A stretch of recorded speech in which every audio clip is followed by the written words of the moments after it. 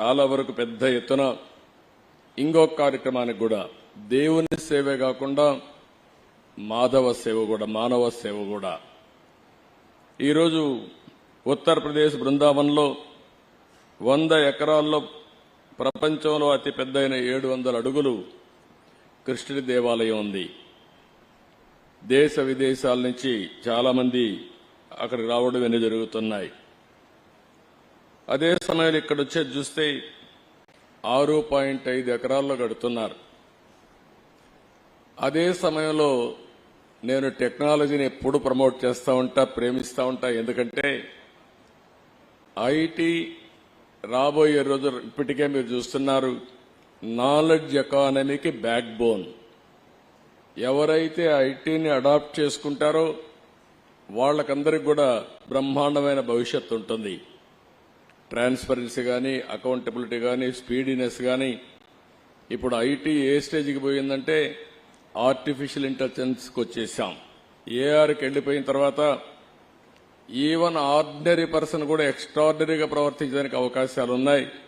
మీరు చేసే ఏ పనికి కూడా 80% సజెషన్స్ వచ్చే అవకాశం ఉంటుంది. అలాంటి ప్రతిష్టాత్మకమైనటువంటి టెక్నాలజీలో ఓసారి నాకు కూడా గర్వకారణం.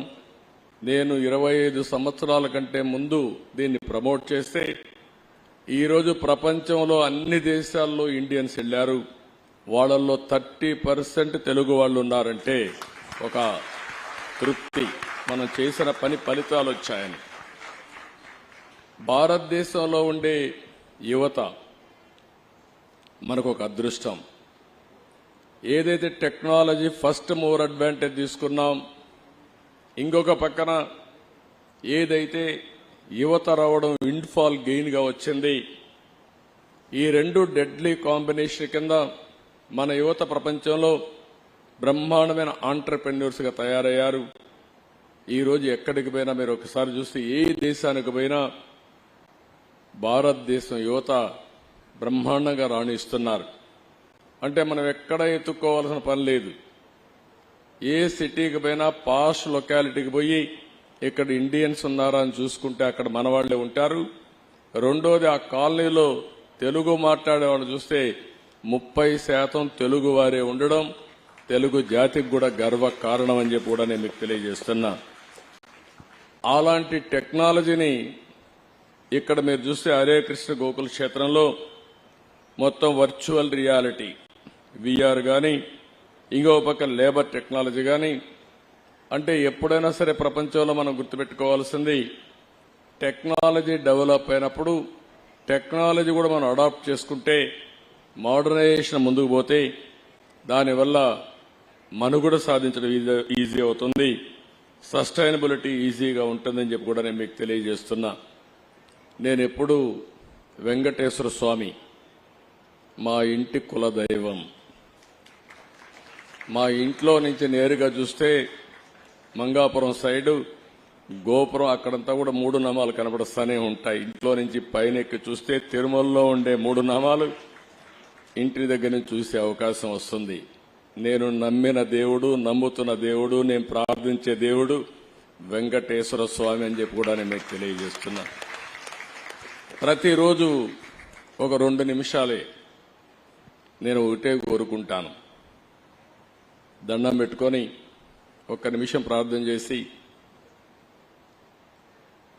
ఇప్పుడు ఒకసారి చూస్తే నాకు ప్రాణ భిక్ష పెట్టింది కూడా వెంకటేశ్వర స్వామి. అదొక మిస్టరీ కూడా.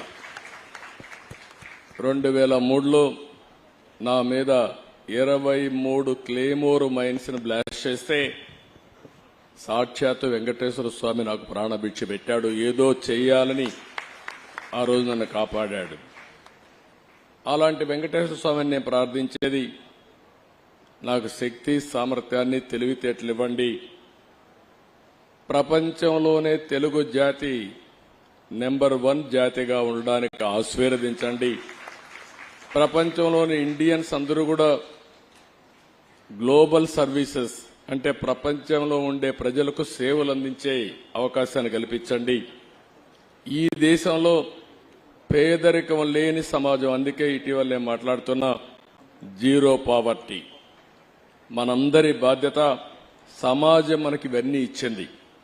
ఈరోజు నేను ఒక ముఖ్యమంత్రిగా ఉన్నా, రమణ గారు former chief justice of India అయినా, లేకపోతే వేదిక పైన ఉండే పెద్దలు కొంతమంది మంత్రులైనా, ఇక్కడికి ఉండేవాళ్లు వివిధ రంగాల్లో బ్రహ్మాండంగా రాణిస్తున్నా, ఇది మనకు సమాజమే ఈ అవకాశం ఇచ్చింది.